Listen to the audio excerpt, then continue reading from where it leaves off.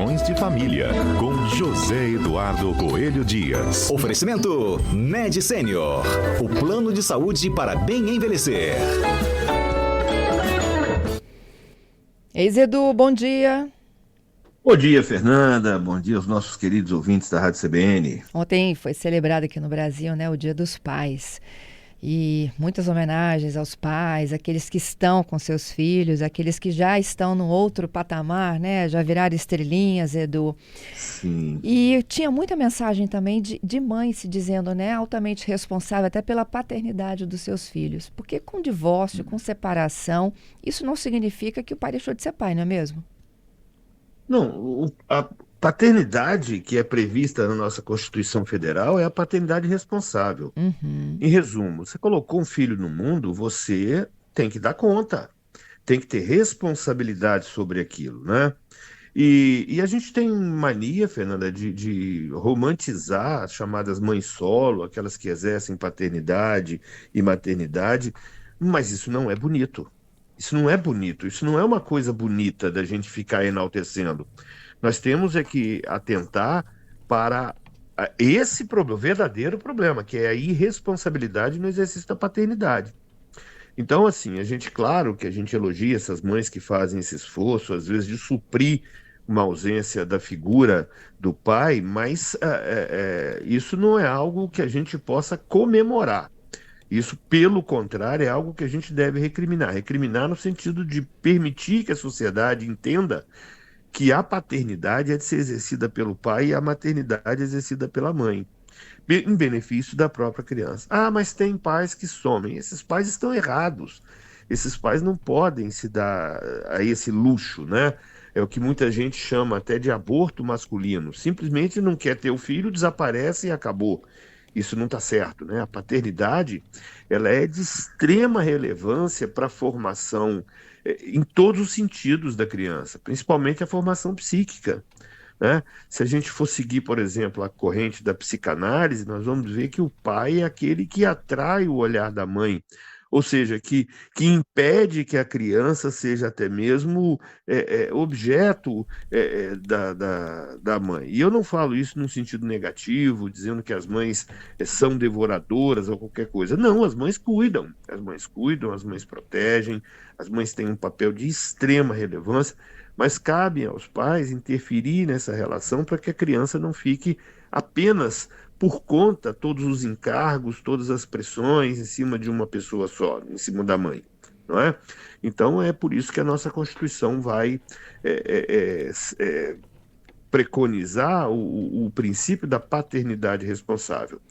Então a gente não gosta muito dessa história de achar que é natural porque a sociedade aceita, e é uma coisa tão cruel que a sociedade aceita, de certa forma, que os pais desapareçam, mas recriminam extremamente a mãe quando acontece alguma coisa. Uhum. Quer ver? Dados do IBGE apontam 428 mil divórcios no ano de 2024, né? Uhum. Concedidos em primeira instância ou escrituras extrajudiciais. Estatísticas, mas pela primeira vez, diz o IBGE também, a proporção de divórcios judiciais de casais com guarda compartilhada superou aqueles em que a mulher tinha a guarda exclusiva da criança. 44% para 42%. Pois é. Então, veja bem, Fernanda, nós temos um problema porque a questão da guarda compartilhada ainda está em construção na nossa sociedade. Deixa eu explicar. Quando entrou em vigor a lei de guarda compartilhada em 2008, ainda era uma faculdade do juiz dizer, poderia até arbitrar, né, a guarda compartilhada, mas poderia conceder uma guarda unilateral à mãe, desde que entendesse que era melhor que fosse uma guarda unilateral. Então, apesar de nós já termos uma guarda compartilhada em 2008, mais de 80% das guardas eram concedidas de forma unilateral às mães. E apenas 19, alguma coisa, se tanto, 18, entre 18% a 20% eram concedidas de forma compartilhada. Em 2014, nós tivemos uma modificação da lei de guarda compartilhada e ela passou a ser coativa. O que significa isso? Ela passou a ser obrigatória. Então, a guarda compartilhada deixa de ser uma exceção e passa a ser a regra. E para que a guarda não seja compartilhada, tem que haver um motivo justificado, ou seja, primeiro, a lei vai dizer que quando um não quer exercer, mas os princípios constitucionais indicam em sentido contrário. Não tem essa de não querer exercer a responsabilidade sobre uma criança. Mas, ainda assim, em alguns casos, são decretadas as guardas de forma unilateral e, geralmente, até por uma questão cultural, unilateral, materna. Mas a regra no nosso ordenamento jurídico é o compartilhamento. Agora, veja bem, Fernanda, uma coisa é a lei dizer que a guarda é compartilhada. Outra coisa é quando os pais efetivamente compartilham a guarda. E o que eu chamo de efetivamente compartilhar a guarda? Exercer na plenitude as responsabilidades inerentes ao poder familiar. Por que que só o pai, por que que só a mãe tem que ter na agenda dele o telefone do pediatra da criança? Isso está Uhum. errado, Fernanda. Essa atribuição, que a gente vai chamar depois de trabalho invisível materno, que sobrecarrega as mulheres e, em alguns casos, coloca até a mulher na posição de secretária do ex para assuntos infantis, o que nós também não podemos admitir. Não é assim que funciona. Se você quer um compartilhamento da guarda, você tem que compartilhar tudo. Tem que saber quem são os amiguinhos da criança na escola, quem são os médicos que cuidam, o que fazer no momento de emergência, porque senão nós vamos ter sempre essa briga que a gente acompanha no dia a dia dos tribunais, de mães que às vezes buscam uma guarda unilateral por conta da incapacidade paterna de assumir as suas funções, que são funções inerentes ao poder familiar e que já estão gravadas no nosso ordenamento jurídico há muitos e muitos anos. Não é uma novidade.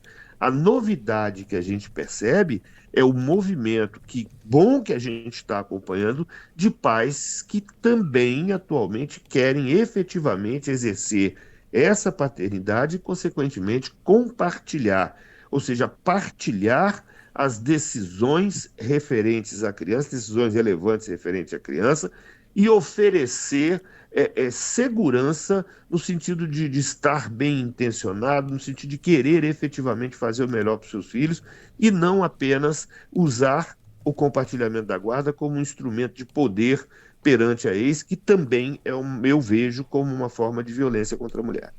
Eu vi um videozinho recente aí, né? Que possivelmente era de um juiz dando uma decisão aí sobre abandono afetivo.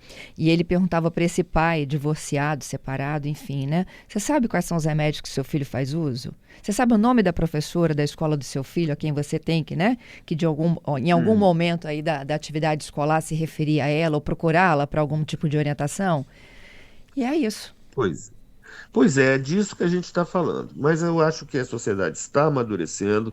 Os pais, eu tenho percebido a cada dia mais pais que querem efetivamente compartilhar, mas ressalvo que alguns ainda acham que guarda compartilhada é simplesmente ter um poder perante a mãe e acabar instrumentalizando os filhos para os seus desejos pessoais, ou sua sede de vingança, ou seu inconformismo com o fim do casamento. E lembrar o seguinte: vão-se os anéis, ficam as fraldas. Filho é para sempre e é para os dois, e a responsabilidade tem que ser efetivamente partilhada. Estamos evoluindo, ainda não chegamos no ponto ideal, tá, Fernanda? Mas o meu desejo é que a gente tenha 100% de guarda compartilhada, mas de efetivo exercício das responsabilidades parentais. Isso. Tem uma participação aqui do ouvinte Júlio. Ele fala que depois dos 17, essa criança tem responsabilidade pelas suas escolhas, ou melhor, direito de escolha?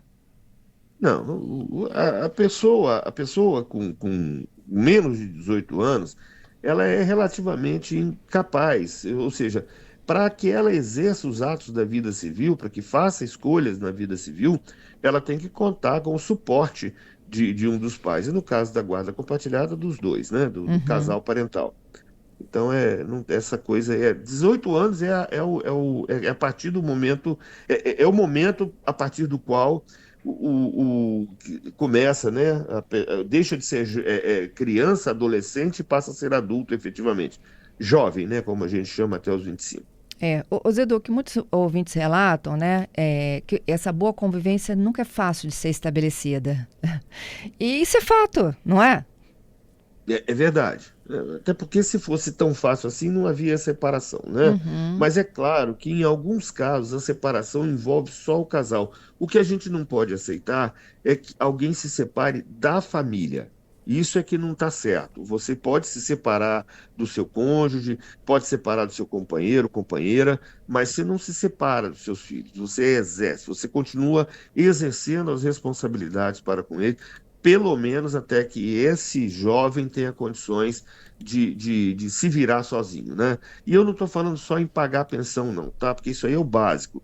Eu estou falando em realmente isso que os nossos ouvintes já identificaram, isso que você falou do juiz no vídeo, de ter realmente responsabilidade. Para responsabilidade tem que saber da vida do filho. Muitos pais, infelizmente, não estão nem aí para os seus filhos. Uhum. Uma última participação aqui do Lucas. E quando o pai mora em outro estado, Edu? Isso não impede o compartilhamento da guarda. Hoje nós estamos vivendo numa, como é que a gente chamava antigamente, Fernanda? Aldeia global, né? Ah, Sistema de vasos comunicantes. Ou seja, hoje a internet liga tudo e essas responsabilidades podem ser exercidas à distância, sim, não há problema nenhum. E os tribunais aceitam isso com muita tranquilidade. perfeito. Bom início de semana para você, viu?